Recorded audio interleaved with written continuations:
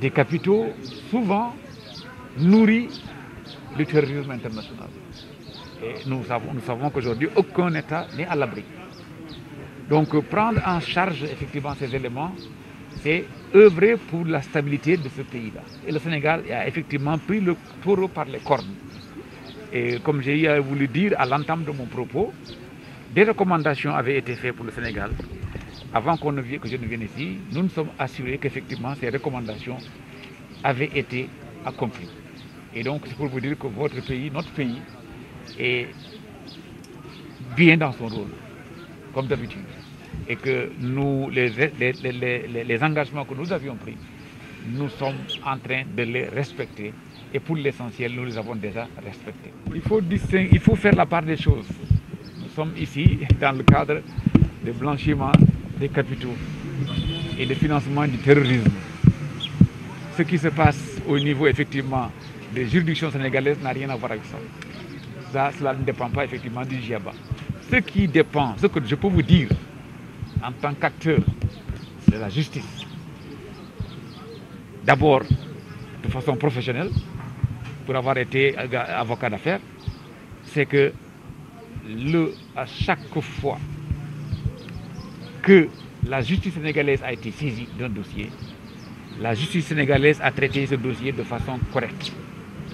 Et je peux vous assurer que depuis que j'ai la charge de la justice, je veille de façon particulière à ce que ces dossiers soient traités avec la diligence nécessaire. Soit la personne qui est visée est responsable, on doit le dire, soit la personne qui est visée n'est pas responsable, on doit le dire, mais les dossiers ne vont plus effectivement traîner au niveau de quelque endroit que ce soit. Ce sont des instructions fermes qui ont été données par le chef de l'État, des instructions fermes qui ont été données par le chef de l'État, afin que les dossiers soient traités de façon diligente, et nous sommes en train de le faire. Je peux vous l'assurer. Je ne veux pas rentrer dans telle affaire ou telle affaire. D'abord, vous aviez entendu en son temps la déclaration du procureur de la République s'agissant de l'affaire du coude. C'est donc un dossier qui a été traité, et qui ne va pas être traité, mais qui a déjà été traité. Dinañ ci fekk Inch'Allah, parce que comme nous l'avons dit, GIABA, directeur GIABA, ñu ngi koy féliciter parce que mu ngi def liggéey bu baax. Parce que xam nga ñoom seen rôle mooy que état bu nekk day jël ay engagement ñoom dañu nekk fii pour conseiller technique, dañu assister état yi nekkuñu fii pour yàqal kenn, dañu nekk fii pour dimbal état yi.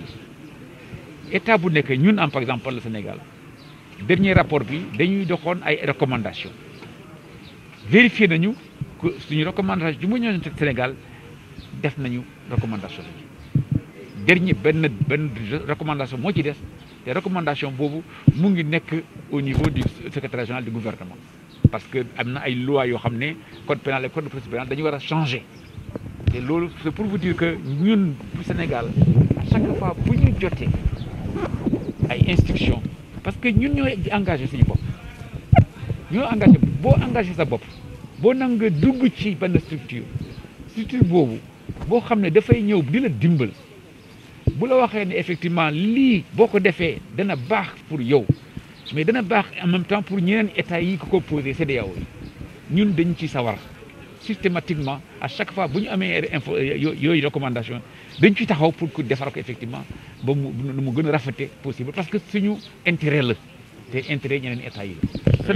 Sénégal dëgg mu ngi def lu mu mën te yëpp effectivement man en tout cas lu ma la mën a assurer mooy que recommandation yi ñu amoon def nañ. sama waaye xam nga bonne gouvernance bu ngeen déggee keroog dama koy répéter tout le temps, xam nga bonne gouvernance fu ñu koy saluer mooy à la commission des droits des Nations Unies, foofu la ñuy saluer bonne gouvernance.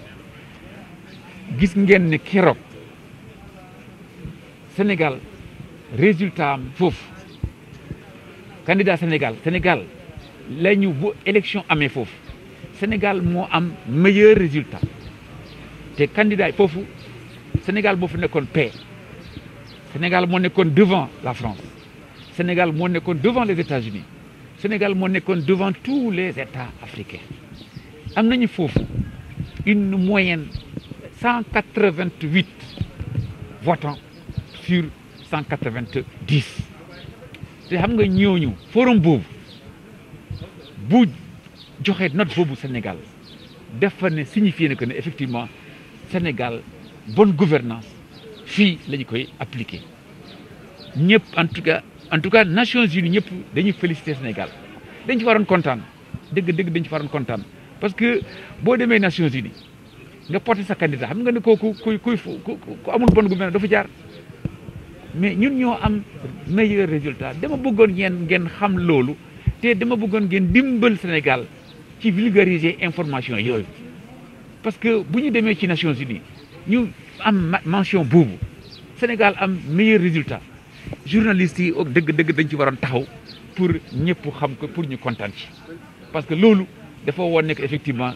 benn bonne gouvernance dafa am ci Sénégal te Sénégal dañu koy gouverner ci yoon ci transparence mais nag xam ngeen ne Sénégal wala beneen dëkk aucun pays n'est parfait. mais rapport yaa ngi ci tiroir yi benn rapport nekku ci tiroir rapport bu am dañu koy traité wax ne rapport dañu koy amul benn rapport tiroir loolu mun naa ko wax amul benn rapport ci tiroir dañu ko nangu.